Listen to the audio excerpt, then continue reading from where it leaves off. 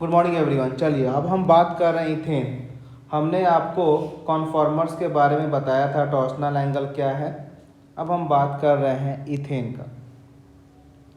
Ethane का formula होता है C2H6। हमने कार्बन को अलग अलग करके लिख दिया CH3 ठीक है। इसमें से एक कार्बन को हम मान लेते हैं फ्रंट कार्बन और एक कार्बन को हम मान लेते हैं बैक कार्बन। क्लियर। चलिए, जिसको हम फ्रंट मान रहे हैं उसको हम रिप्रेजेंट कर रहे हैं डॉट से, और जिसको हम बैक कार्बन मान रहे हैं उसको हम रिप्रेजेंट कर रहे हैं with the help of a circle. Clear. चलिए एक एक करके हम ड्रॉ करते हैं। हम बात कर रहे इथेन का। पहले हम ड्रॉ करेंगे फ्रंट कार्बन। फ्रंट कार्बन को ड्रॉ करने के लिए हमने एक डॉट लगा दिया, और जो जिसको हम फ्रंट कार्बन एज्यूम किए हैं उसके साथ 3 हाइड्रोजन हैं। 1 हाइड्रोजन, 2 हाइड्रोजन, 3 हाइड्रोजन। तो ये हमारा फ्रंट कार्बन हो गया। अब जो हमारा बैक और रियर कार्बन है ये एकदम पीछे में है, तो हम बैक कार्बन को इस तरह ड्रॉ करेंगे, और हम एक H को यहाँ ड्रॉ करेंगे, एक H को यहाँ ड्रॉ करेंगे, एक H को हम यहाँ ड्रॉ करेंगे। हमने 3 H को यहाँ पर ड्रॉ कर दिया। अब हम यहाँ पर क्या देख रहे हैं कि फ्रंट एंड रियर कार्बन से जो हाइड्रोजन जुड़ा हुआ है वो एकदम एक दूसरे के एकदम पैरेलल में है। यानी इस केस में जो हमारा टॉर्सनल एंगल है, जो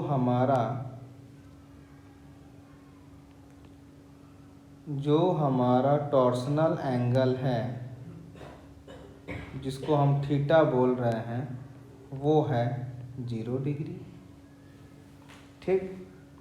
उसके बाद जो हमारा एंगल ऑफ रोटेशन है, जो हमारा एंगल ऑफ रोटेशन जिसको हम एज्यूम कर रहे हैं अल्फ़ा, वो भी हमारा 0 डिग्री है। और इस प्रोजेक्शन का नाम क्या होता है? इस प्रोजेक्शन को हम बोलते हैं इक्लिप्स। इसको हम क्या बोलते हैं? इसको हम बोलते हैं इक्लिप्स। अब क्या होता है?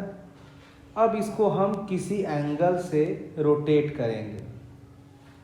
तो इसमें एक चीज़ आपको ध्यान देना है, जो फ्रंट कार्बन है वो हमेशा फिक्स रहेगा, और जो रियर या बैक कार्बन है उसको हम रोटेट करेंगे। तो अगर इसको हम जा रहे हैं रोटेट करने, तो इसमें कंडीशन क्या रहेगा कि जो हमारा फ्रंट कार्बन है, front carbon is kept fixed. जो हमारा फ्रंट कार्बन है इसको हम फिक्स्ड करेंगे, और जो हमारा रियर ऑब्लिक बैक कार्बन है इज रोटेटेड, उसी को हम करेंगे रोटेट। अब जो मिनिमम एंगल जिससे हम रोटेट करते हैं वो होगा 60 डिग्री। तो हमारा अगला जो स्ट्रक्चर बनेगा वो क्या रहेगा? अभी हमने बोला कि हमारा front carbon as usual fix रहेगा। फ्रंट कार्बन में हमारा कोई भी चेंज नहीं होगा। जो हमारा रियर या बैक कार्बन है, अब हम 60 डिग्री से रोटेट कर दिए। कितना से रोटेट किए? 60 डिग्री से। H H H। अब जब हम 60 से किए रोटेट, यानी अब जो हमारा टॉर्सनल एंगल है, जो हमारा टॉर्सनल एंगल है जिसको हम थीटा बोल रहे हैं, ये हो गया 60 डिग्री। और आपने कितना एंगल से घुमाया, यानी angle of rotation, angle of rotation जिसको हम अल्फ़ा एज्यूम कर रहे हैं, ये भी आपका हो गया है 60 डिग्री। और इस पूरे प्रोजेक्शन को आप क्या बोलते हो? इस पूरे प्रोजेक्शन को हम बोलते हैं स्टैगर्ड। इसको हम क्या बोलते हैं? इसको हम बोलते हैं स्टैगर्ड। फिर हम इसको नेक्स्ट बार फिर घुमाएंगे, फिर से वही कंडीशन हमारा रहेगा कि जो फ्रंट कार्बन है वो फिक्स रहेगा और जो बैक कार्बन है वो फिर से 60 डिग्री से ही घुमाएंगे। तो यानी हमारा जो फ्रंट कार्बन है इट इज़ एज यूजुअल वही होगा एच एच एच, और जो हमारा बैक कार्बन रहेगा, अब जब 60 से हमने किया रोटेट तो फिर से हमारा यही पोजीशन आ जाएगा। आप इसको ड्रॉ करके देख सकते हो। तो फिर से हमारा H यहाँ पर आ गया, H यहाँ पर आ गया एंड H यहाँ पर आ गया। तो अब हमारा इस केस में जो टॉर्सनल एंगल होगा, इस केस में जो हमारा टॉर्सनल एंगल थीटा होगा वो कितना हो गया? 0 डिग्री हो गया। लेकिन जो हमारा एंगल ऑफ रोटेशन है, जो हमारा एंगल ऑफ रोटेशन है वो कितना हो जाएगा? पहले था 0, फिर था 60, फिर 60 से गया, यानी अब हमारा जो एंगल ऑफ रोटेशन अल्फा है वो हो गया 120 डिग्री। क्या हो गया ये? 120 डिग्री। क्लियर है? अब इसको हम फिर से इक्लिप्स बोलेंगे, इस पोजीशन को हम फिर से इक्लिप्स बोलेंगे।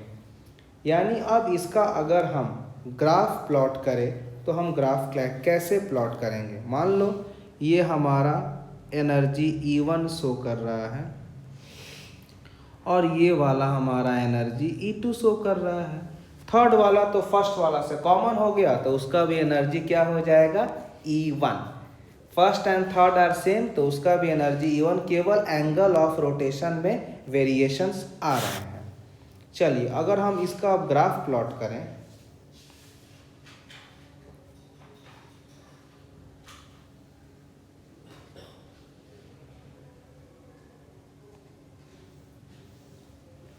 ये वाला हमारा एक्सिस शो करता है एनर्जी और ये वाला शो करता है एंगल ऑफ रोटेशन अल्फा।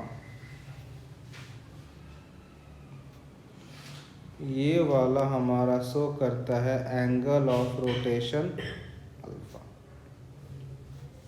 हमने एनर्जी दो लिया है, एक लिया है E1 और एक लिया है E2। अब पहले हमको ये समझना है कि कौन सा एनर्जी मैक्सिमम, कौन सा एनर्जी मिनिमम। आपको पता है कि E1 में टॉर्सनल एंगल 0 डिग्री है, मतलब आपस में रिपल्सन बहुत ज़्यादा होगा तो एनर्जी मैक्सिमम होगा। और E2 में क्या हो गया?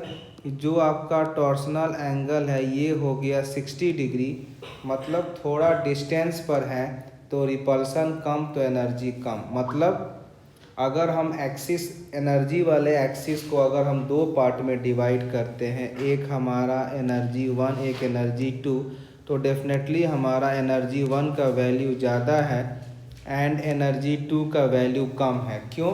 क्योंकि एनर्जी 1 में टॉर्सनल एंगल 0 डिग्री होने के कारण रिपल्सन बहुत ज़्यादा है तो एनर्जी ज़्यादा है। और नीचे हमने एंगल ऑफ रोटेशन की बात कर रहा है तो स्टार्टिंग हम करते हैं 0 डिग्री से और हम बार बार इसको 60 से ही घुमाएंगे। पहला 60 घुमाएंगे, फिर हम 120 डिग्री घुमाएंगे, फिर हम 180 डिग्री घुमाएंगे, फिर हम 240 डिग्री घुमाएंगे, फिर हम 300 डिग्री घुमाएंगे, फिर हम 360 डिग्री इसको रोटेट करेंगे। क्लियर है? अब हम इसका एनर्जी में प्लॉट करते हैं।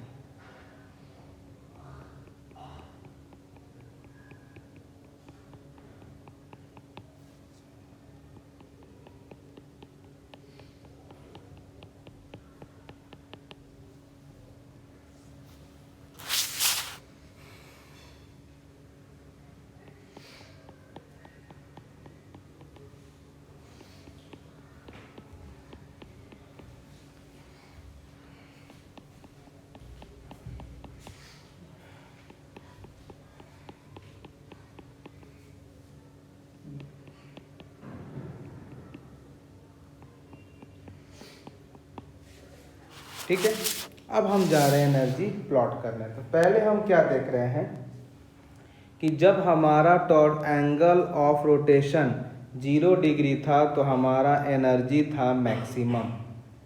At that case my energy is maximum. जब 60 डिग्री पर आ गया तो हमारा एनर्जी हो गया था मिनिमम, मतलब ग्राफ हमारा नीचे आएगा। फिर देखो जब 120 आया था तो फिर हमारा एनर्जी हो गया था मैक्सिमम। फिर जब 180 आएगा, आप बना के देखोगे, फिर से आ जाएगा मिनिमम। फिर 240 पर फिर मैक्सिमम हो जाएगा, 300 पर फिर मिनिमम, 360 पर फिर से मैक्सिमम। हमने आपको 3 केस दिया है। आप जब बार बार घुमाओगे तो आप यही देखोगे कि 0 पर, 120 पर, 240 पर, 360 पर आपका मैक्सिमम वैल्यू आएगा। क्या आएगा? मैक्सिमम वैल्यू आएगा। अब इसमें कुछ कुछ पॉइंट्स का हम नाम भी फॉलो करेंगे।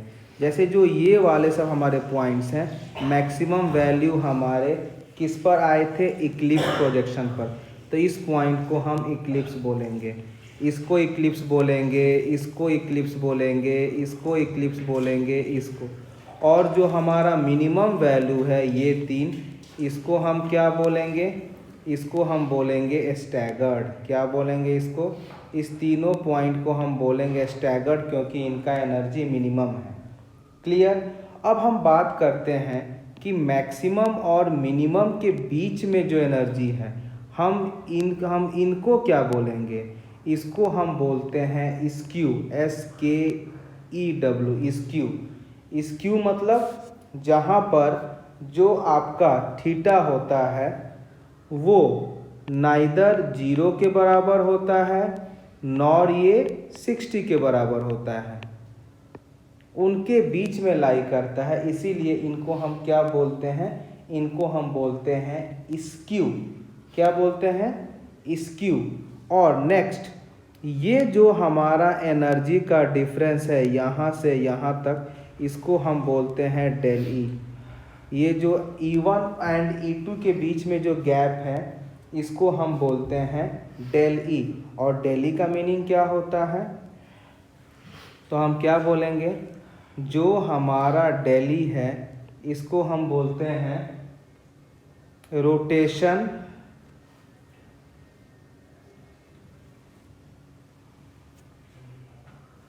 इसको हम बोलते हैं rotational energy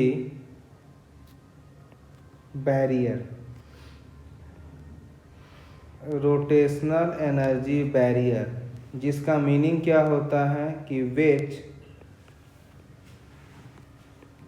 which is the difference which is the difference of energy which is the difference of energy between which is the difference of energy between maximum energy conformer maximum energy conformer and minimum energy conformer। maximum energy conformer and minimum energy conformer, ये हो गया आपका rotational energy barrier. तो ये हमारा एक complete graph का plot हो गया, किसका? इथेन का। एक और इम्पॉर्टेंट है आपका, एक और ग्राफ है इम्पॉर्टेंट, ब्यूटेन का। और यही दो आपके सिलेबस में डीप में पढ़ना है। तो दूसरा हम जा रहे हैं ग्राफ ड्रॉ करने ब्यूटेन का।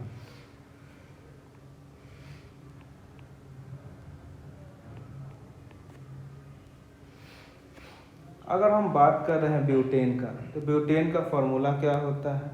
ब्यूटेन में जहाँ कार्बन कितना होता है? 4 कार्बन होता है। तो हम क्या लिखेंगे इसको? CH3 CH2 CH2 CH3।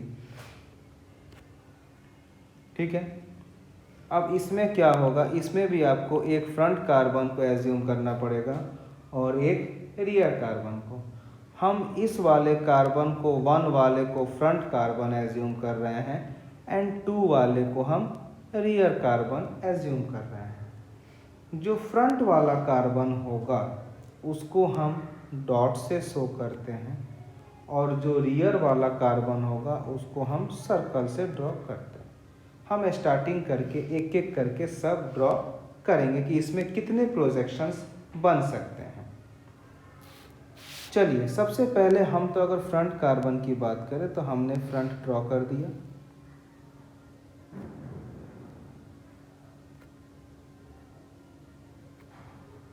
Front में एक ने हमने CH3 ले लिया, दूसरा हमने H, तीसरा हमने H। अगर हम बैक कार्बन की बात करें तो बैक में भी एक हमारा CH3 है, एक हमारा H है और एक हमारा H है। अगर इस केस की हम बात करते हैं, अगर हम इस केस की बात करते हैं तो इसमें थीटा जो टॉर्सनल एंगल है वो हो गया है 0 डिग्री। अल्फ़ा जो हमारा एंगल ऑफ रोटेशन है वो हो गया है 0 डिग्री।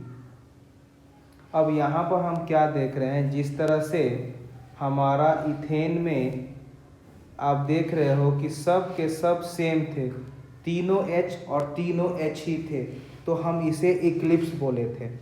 लेकिन अगर आप ब्यूटेन में देख रहे हो तो केवल दो H सेम है और उसके बाद एक मिथाइल है, तो ये भी तो इक्लिप्स होगा। लेकिन क्योंकि इसमें एक मिथाइल आ गया, बाकी 2 हाइड्रोजन है, तो इसको हम बोलते हैं परफेक्टली इक्लिप्स। इसको हम क्या बोलेंगे, परफेक्टली इक्लिप्स। इसको हम बात करते हैं परफेक्टली इक्लिप्स।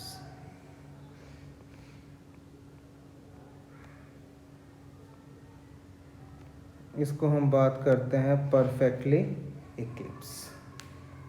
ठीक, चलिए, और इसका अगर हम एनर्जी एज्यूम कर लेते हैं एज E1। अब हम दूसरा केस में आते हैं, जब इसको हम रोटेट करते हैं। अभी आपसे हमने क्या बोला, जो फ्रंट कार्बन है वो फिक्स होगा और बैक कार्बन को हम 60 डिग्री के एंगल से रोटेट करेंगे। यानी जो हमारा फ्रंट कार्बन है it will be as usual CH3 H H, और जो हमारे बैक कार्बन है उनको 60 डिग्री से, एक बार CH3 यहाँ आएगा, एक बार H यहाँ आएगा और एक बार H हमारा यहाँ है।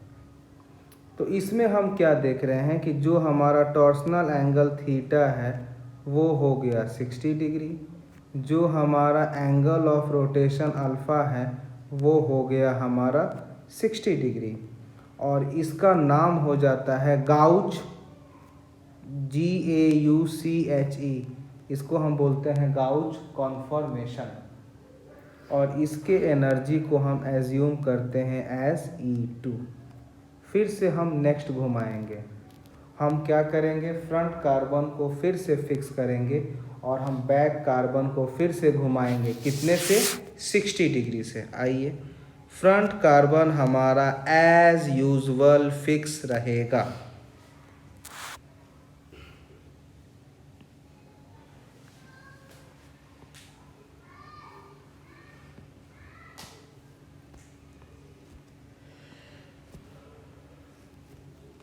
ये हमारा हो गया CH3, ये हमारा हो गया H, ये हमारा हो गया H, और ये हमारा बैक कार्बन।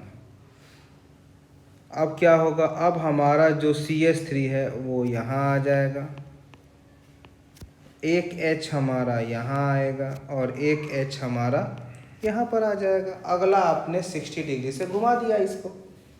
अब आप क्या देख रहे हो कि इस केस में जो आपका टॉर्सनल एंगल है वो फिर से हो गया 0 डिग्री, लेकिन जो हमारा एंगल ऑफ रोटेशन अल्फ़ा है वो अब हो गया 120 डिग्री। अब हम देख रहे हैं कि इसमें क्या हो रहा है कि आप देख रहे हो कि एक तो एच एच टुगेदर है, एक HCS3 तो इसको भी, ये भी इक्लिप्स है, लेकिन हम कौन सा इक्लिप्स है? पार्शियल इक्लिप्स, क्योंकि दो एटम तो आमने सामने हैं लेकिन बोथ आर नॉट सेम, केवल एक सेम है, बाकी टू आर नॉट सेम, इसीलिए इसको हम क्या बोलेंगे? Partial Eclipse. इसको हम क्या बोलेंगे? Partially Eclipse. ये हमारा हो गया, इसको एनर्जी हम मानते हैं एज E3। क्या मानेंगे हम? As E3। अब अगला क्या होगा? इसको हम फिर से घुमाएंगे, इसको हम फिर से घुमाएंगे अगला केस में। जब अगला केस में जब मैं इसको फिर से घुमाऊंगा तो हमारा जो फ्रंट कार्बन है वो तो एज यूजुअल फिक्स रहेगा, उसको घुमाने के लिए आपके पास पावर नहीं है। बैक कार्बन को आपको जितना घुमाना है आप घुमाइए, वो भी रेडी बैठा है। तो जब बैक कार्बन को आप घुमाओगे तो एक बार आपका CH3 यहाँ आएगा, एक बार आपका H यहाँ आएगा और एक बार आपका H यहाँ आएगा। अब अगर हम यहाँ पर टॉर्सनल एंगल थीटा की बात करें, अगर हम यहाँ पर टॉर्सनल एंगल थीटा की हम बात करते हैं तो क्या होगा? ये आपका हो जाएगा 60 डिग्री। और अगर हम एंगल ऑफ रोटेशन की बात करें तो अब ये आ जाएगा हमारा 180 डिग्री। इसको हम एज्यूम करते हैं एज एनर्जी E4। अब इस पोजीशन का क्या नाम होगा? हमें देखना है कि इस पोजीशन का नाम क्या होगा। तो आप क्या देख रहे हो कि CH3 जो है एक यहाँ पर है और एक यहाँ पर है, एकदम एक दूसरे के अपोजिट में है, तो इसको हम बोलते हैं एंटी फॉर्म। क्या बोलते हैं इसको हम? Anti form. फिर से इसको हम रोटेट करेंगे, हम इसको फिर से रोटेट करेंगे। आप फ्रंट कार्बन को टच नहीं कर सकते एट एनी केस, आप रियर कार्बन को घुमा सकते हैं। तो क्या होगा? हमारा फ्रंट कार्बन एज यूजुअल वही रहेगा, CH3, ये हो गया H, ये हो गया H। अब ये जो हमारा बैक कार्बन है, अब क्या होगा? फिर 60 घुमाओगे तो एक बार हमारा CH3 यहाँ आएगा, एक बार हमारा CH3 यहाँ आएगा, एक बार H यहाँ आएगा और एक बार H यहाँ आएगा। अब यहाँ के लिए अगर हम थीटा की बात करें तो हमारा जो टॉर्सनल एंगल थीटा है वो यहाँ पर हो जाएगा 0 डिग्री। लेकिन अगर हम बात करें एंगल ऑफ रोटेशन को तो CH3 को यहाँ पर आने के लिए 240 डिग्री का रोटेट करना पड़ेगा। अब यहाँ पर फिर से वही देख रहे हो कि CH3 और H आमने सामने है, तो ये तो इक्लिप्स है, लेकिन कौन सा? परफेक्ट है? नहीं, पार्शियल इक्लिप्स है। ये कौन सा इक्लिप्स हो गया? ये आपका हो गया पार्शियल इक्लिप्स। और इसको हम एज्यूम करते हैं एज एनर्जी ऑफ E5। क्या एज्यूम करते हैं हम? Energy E5। नेक्स्ट इसको हम फिर से घुमाएंगे। फ्रंट कार्बन को आप टच किसी भी हालत में नहीं कर सकते, तो फ्रंट कार्बन हमारा एज यूजुअल रहेगा। यहाँ पर आपका CH3, यहाँ पर आपका H, यहाँ पर आपका H रहेगा। अब हम बैक वाले को फिर से 60 घुमाएंगे तो अब हमारा एक CH3 यहाँ आ जाएगा, एक बार H यहाँ आएगा और एक बार हमारा H यहाँ आ जाएगा। तो अगर मैं इसकी बात करूँ तो इसमें जो हमारा टॉर्सनल एंगल थीटा है वो कितना हो गया 60 डिग्री। इसमें जो हमारा एंगल ऑफ रोटेशन है वो कितना हो गया, वो हो गया 300 डिग्री। अब इसको हम क्या देंगे नाम, हम देख रहे हैं कि दोनों same group CS3 they are at an angle of 60 degree torsional angle. तो इसका नाम क्या होता है, गाउच कॉन्फॉर्मेशन, GAUCHE। और इसका एनर्जी को हम एज्यूम करते हैं एज E6। इसके बाद से अगर आप फिर से घुमाओगे तो ये आपका फर्स्ट वाला पोजीशन सेम मैच कर जाएगा। इसीलिए हम जहाँ से स्टार्ट करेंगे हमें एंड वहीं तक करना है। तो हम E6 के बाद अब अगर हम रोटेट करते हैं तो I will be back to energy E1। Clear. अब हम जा रहे हैं एनर्जी का कंपेयर करना है, कौन सा एनर्जी बड़ा है कौन सा एनर्जी छोटा है, हम जा रहे हैं इनकी बातें करने। हमारे पास 6 एनर्जी हमने देखा, 6 डिफरेंट काइंड्स ऑफ एनर्जी हमने देखा। एक हमने देखा E1, एक हमने देखा E2, एक हमने देखा E3, एक हमने देखा E4, E5, E6। अब इतने एनर्जी में हमें ये कंपेयर करना है किसका एनर्जी ज़्यादा है किसका छोटा है किसका क्या है, वो हम बात कर रहे हैं। हम देख रहे हैं कि अगर हमारा, मैं सबकी बात करता हूँ, हम देख रहे हैं कि जो हमारा E1 है, जो हमारा E1 है, यहाँ पर आप देख रहे हैं कि जो टॉर्सनल एंगल वो 0 डिग्री है, मतलब maximum repulsion, so energy will be maximum, यानी ऑर्डर में हमारा E1 सबसे ज़्यादा होगा। अगर हम नेक्स्ट बात करते हैं एनर्जी E2 का, तो E2 में हम क्या देख रहे हैं कि E2 में जो हमारा टॉर्सनल एंगल है वो 60 डिग्री है। यानी अगर आप कॉन्फॉर्मेशन देखो तो मेरा E2 and E6 both are same, दोनों के दोनों गॉच हैं, इनका भी थीटा 60 डिग्री है और इनका भी थीटा 60 डिग्री है। क्लियर। ये दोनों के दोनों क्या हो गए बेटा, ये दोनों के दोनों गॉच हो गए। अगर हम बात करते हैं E3 का, तो E3 में हम क्या देख रहे हैं कि यहाँ भी हमारा टॉर्सनल एंगल जो थीटा है वो 0 डिग्री है। और अगर हम E5 की बात कर रहे हैं तो यहाँ भी हमारा जो थीटा टॉर्सनल एंगल है वो 0 डिग्री है। लेकिन अगर हम E1 की बात करें एंड E3 E5 की बात करें, तो अगर E1 की बात करें तो वहाँ पर E1 में अगर हम बात करें तो यहाँ पर हमारा CS3 के बीच में रिपल्सन है जो मैक्सिमम है, लेकिन E3 में CS3H के बीच में रिपल्सन है, यानी रिपल्सन तो इसमें भी होगा लेकिन E1 से कम होगा, क्योंकि E1 में दोनों कंपाउंड सेम हैं तो रिपल्सन होगा, और E3 में एक CS3 एक H है तो इसमें रिपल्सन इस E1 के कंपैरिजन में कम होगा। लेकिन आप देख रहे हो कि हमारा जो E3 एंड E5 है both are same, E3 and E5 both are same because both are partial eclipse. तो हम क्या बोल सकते हैं कि E1 के बाद हमारा E3 is equal to E5। इसके बाद हम देख रहे हैं कि हमारा जो E2 एंड E6 गाउच है, इनकी एनर्जी दोनों की बराबर है, E2 एंड E6, और सबसे कम एनर्जी हमारा E4 में होगा। ऐसे क्यों?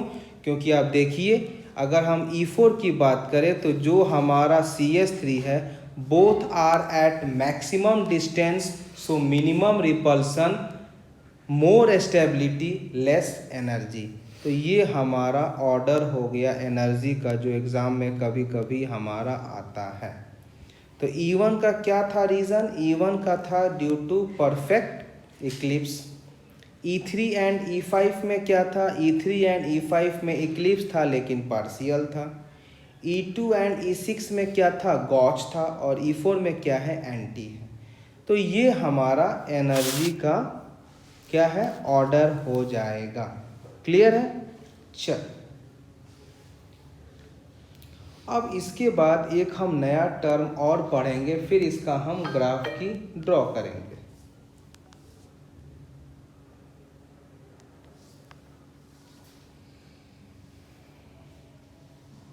नेक्स्ट हमारा एक और आता है टर्म इसमें, व्हाट इज वैन डर वाल स्ट्रेन और टॉर्सनल स्ट्रेन। नेक्स्ट आता है हमारा वैन डर वाल स्ट्रेन, और क्या बोल सकते हो इसको, torsional strain.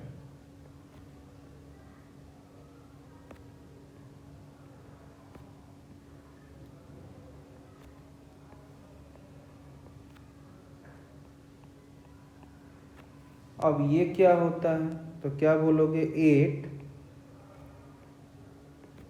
It is the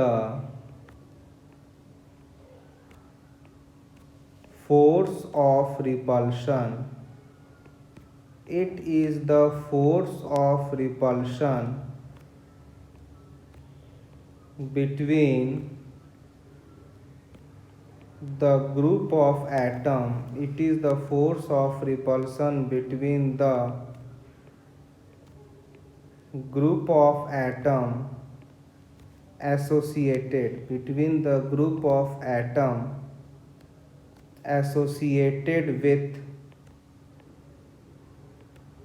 front carbon and rear carbon, with front carbon and rear carbon।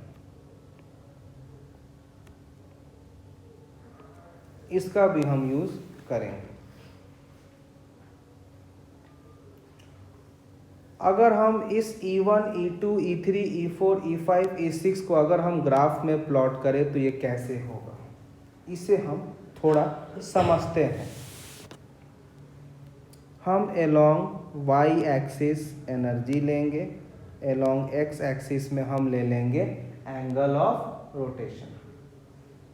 ये हमारा हो गया एनर्जी का डायग्राम, और ये हमारा अल्फा मतलब एंगल ऑफ रोटेशन। आपको पता है कि angle at a point is 360 degree, मतलब हमें घुमाना है 360 तक। पहला एंगल को हमने ले लिया 0 डिग्री, दूसरा को ले लिया 60 डिग्री, तीसरा ले लिया 120 डिग्री, चौथा ले लिया 180 डिग्री, पांचवा ले लिया 240 डिग्री, छठा ले लिया 300 डिग्री, और सातवां ले लिया हमने 360 डिग्री। हम एनर्जी की अगर बात करते हैं, अभी हमने सबका एनर्जी का ऑर्डर निकाला था। सबसे ज़्यादा एनर्जी था हमारा E1 का, दूसरा में जो एनर्जी था वो क्या था, वो था E5 is equal to E3। तीसरा जो एनर्जी है वो कितना है, E2 is equal to E6।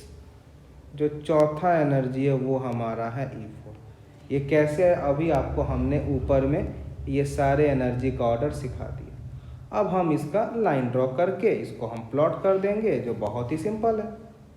ऐसे मान लीजिए अगर एक लाइन हमारा ये ड्रॉ हुआ, एक लाइन हमारा ये ड्रॉ हुआ, एक लाइन ये ड्रॉ हुआ, एक लाइन हमारा ये ड्रॉ हुआ। अब एक हम ड्रॉ कर ले वर्टिकल, ये वाला लाइन हमारा 60 से, ये वाला लाइन हमारा 120, ये वाला लाइन हमारा 180, ये वाला लाइन हमारा 240, ये वाला लाइन हमारा 300, और ये वाला लाइन हमारा 360। अब हम सब के सब को हम एनर्जी से प्लॉट कर देंगे। सबसे पहले हमारा एनर्जी E1 है, उसके बाद से हमारा एनर्जी आएगा सीधे कहाँ पर, E2 पर आएगा। E2 के बाद से हमारा चला गया E3 पर, बस बहुत सिंपल है।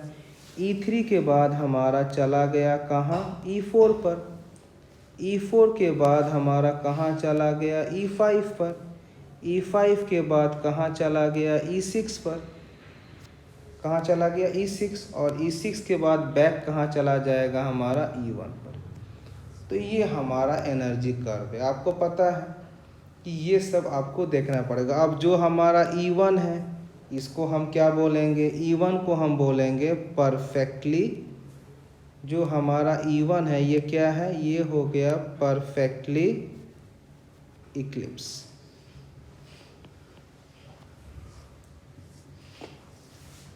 ठीक। जो हमारा E2 बराबर E6, इसको क्या बोलेंगे, पार्शियल इक्लिप्स। इसको हम बोलेंगे पार्शियल इक्लिप्स। जो हमारा E3 एंड E5 के बराबर है इसको हम क्या बोलेंगे,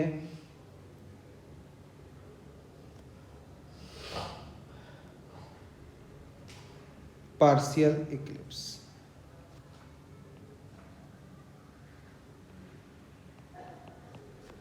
और E2 एंड E6 इज गॉच, नॉट पार्शियल। ये क्या हो गया, ये हो गया हमारा गॉच। फिर ये भी हो गया पार्शियल, फिर ये भी होगा गॉच, और ये हो जाएगा परफेक्ट इलास्टिक। तो इस तरह से आप इसमें ड्रॉ कर सकते हैं। क्लियर है। चलो अब इसके बेसिस पर कुछ क्वेश्चंस आते हैं जो आपको सॉल्व करने आना चाहिए। वो क्या पूछेगा, किसकी ज़्यादा एनर्जी है, किसका कम एनर्जी है, how to maintain the stability, check the order, ये सब वो क्वेश्चन आपसे पूछ सकते हैं। क्लियर। चल जैसे मान लीजिए अगर मैं एक क्वेश्चन की बात कर रहा हूँ,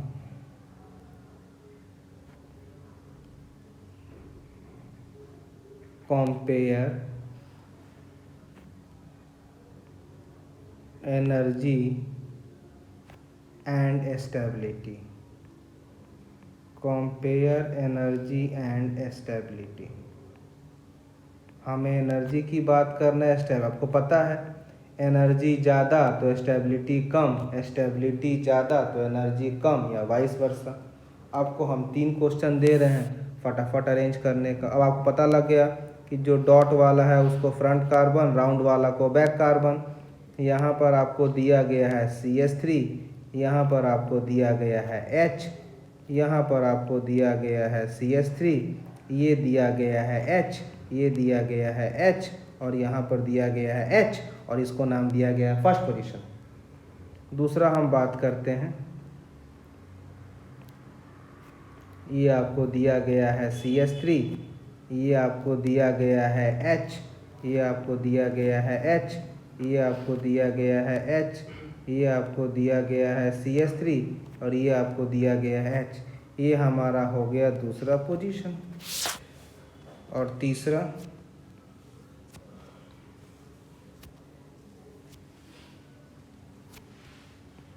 ये हमारा दिया गया है CH3, ये है H, ये है H, ये है CH3, ये है H, और ये है H। ये हमारा दिया गया है तीसरा पोजीशन। मैं आपसे बोलूँगा कि इन दोनों में आपको स्टेबिलिटी एंड एनर्जी का चेक करना है। हम एग्ज़ाम में चेक करेंगे। हम क्या देख रहे हैं कि यहाँ पर CH3 and CH3 they are at the maximum distance, so minimum repulsion maximum stability. यहाँ CH3 हम देख रहे हैं कि they are at an angle of 60 degree, और यहाँ पर हम देख रहे हैं CH3 they are at an angle of 0 degree, so both are close, both are same, maximum repulsion, more energy.